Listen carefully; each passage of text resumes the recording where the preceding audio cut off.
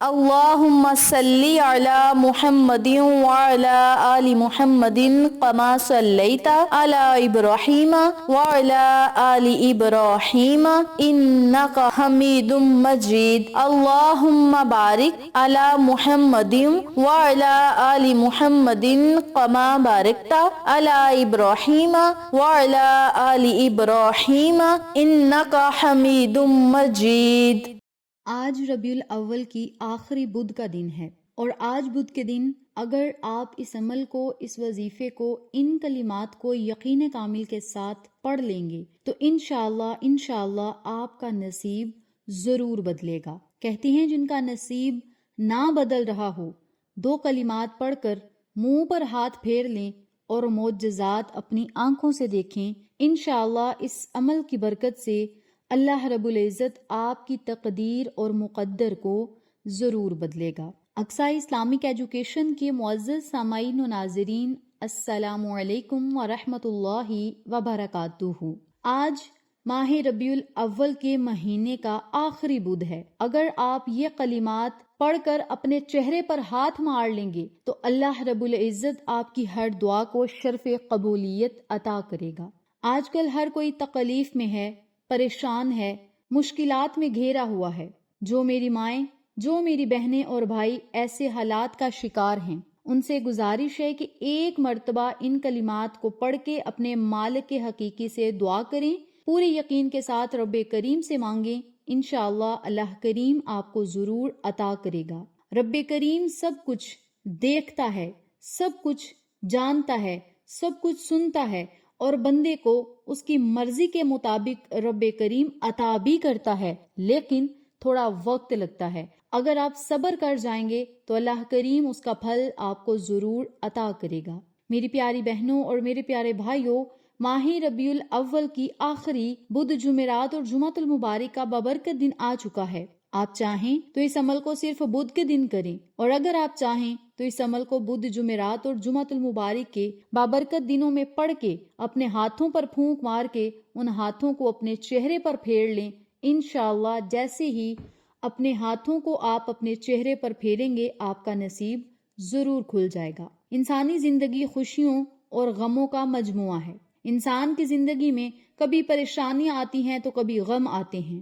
انسان پریشانی کی وجہ سے کبھی خوش ہوتا ہے اور کبھی غم کی وجہ سے غمگین ہوتا ہے، لیکن یہ بھی حقیقت ہے کہ نہ خوشی رہتی ہے اور نہ ہی غمی رہتی ہے، نہ ہی پریشانی کا عالم رہتا ہے۔ شاید اس کی وجہ یہ ہے کہ وہ صرف مسئلے کو دیکھتا ہے، یہ نہیں دیکھتا کہ ماضی میں کتنے مسائل آئے اور حل ہو گئے اور چلے گئے۔ میری پیاری بہنوں اور میرے پیارے بھائیوں، یہ دنیا مصیبتوں کا گھر ہے، پریشانیوں کا گھر ہے۔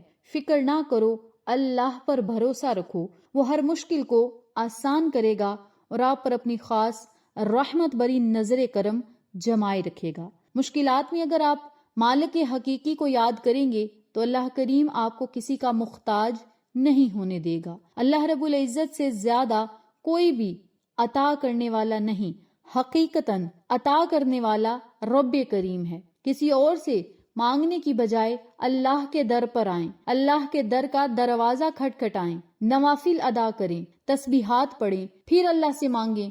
اللہ کریم آپ کو خالی ہاتھ کبھی نہیں لوٹائے گا۔ تو میری پیاری بہنوں اور میرے پیارے بھائیوں، ماہ ربیع الاول کا بابرکت مہینہ الوداع ہونے والا ہے، اور اس بابرکت مہینے کی آخری بدھ، جمعرات اور جمعہ کے دنوں سے فائدہ اٹھائیں، اللہ رب العزت سے مانگیں اور اپنے نصیب کو کھلتا ہوا اپنی آنکھوں سے دیکھیں۔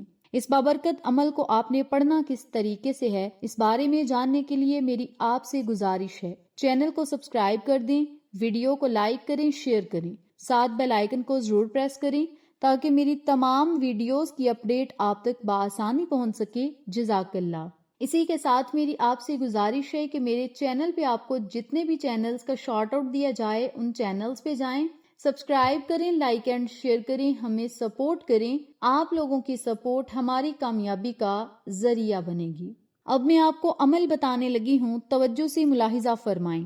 آپ نے اس عمل کو، اس وظیفے کو جب بھی پڑھنا ہے، آپ نے نماز عصر ادا کرنے کے بعد پڑھنا ہے۔ آپ چاہیں تو پورا دن آپ کے پاس ہوگا، جب آپ کا دل چاہے اس وظیفے کو پڑھ سکتے ہیں، لیکن نماز عصر کے بعد یہ وظیفہ پڑھیں گے تو زیادہ فائدہ ہوگا۔ اور اگر اسی وظیفے کو نماز تہجد میں پڑھیں گے تو اللہ رب العزت بن مانگے ہی عطا کرے گا۔ آپ کی دعائیں ابھی زبان پر آئیں گی نہیں، ابھی دل ہی دل میں ہوں گی۔ اللہ کریم آپ کی دل کی آواز کو سن کر ہی آپ کو عطا کرے گا۔ تو آپ سب سے گزارش ہے کہ نماز تہجد میں یہ وظیفہ ضرور پڑھیں، چاہے 4 رکعت نوافل پڑھ کے یہ وظیفہ پڑھیں یا تہجد کے وقت اٹھ کر صرف یہ تسبیح پڑھ لیں اور پھر رب کریم سے مانگیں۔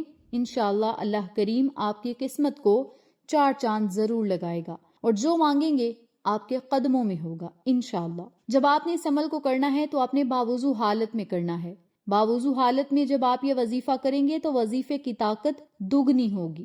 سب سے پہلے آپ نے وضو کرنا ہے۔ وضو کرنے کے بعد اس عمل کو الگ کمرے میں بیٹھ کر کریں، نہایت توجہ اور عاجزی کے ساتھ کریں۔ سارا دھیان وظیفے کی طرف رکھیں اور 7 مرتبہ درود ابراہیمی پڑھ لیں۔ درود ابراہیمی پڑھنے کے بعد آپ نے 7 مرتبہ یا اللہ یا رحمان یا رحیم، یا اللہ یا رحمان یا رحیم، ان کلمات کو 7 مرتبہ پڑھنا ہے۔ اکٹھا پڑھ کر ایک تصور کریں اور 7 مرتبہ ان تینوں ناموں کو پڑھنا ہے۔ جب 7 مرتبہ ان تینوں ناموں کو پڑھ لیں تو پھر آپ نے 100 والی تسبیح لینی ہے، اور تسبیح کے ہر دانے پر ان کلمات کو پڑھنا ہے۔ اللہ لا الہ الا انت السمیع البصیر، اللہ لا الہ الا هو الحی القیوم، اللہ لا الہ الا انت السمیع البصیر، اللہ لا الہ الا هو الحی القیوم۔ ان کلمات کو اکٹھا پڑھ کر ایک تصور کرنا ہے، اور تسبیح کے ہر دانے پر آپ نے ان کلمات کو پڑھنا ہے، اور آخر میں پھر آپ نے 7 مرتبہ درود پاک پڑھنا ہے۔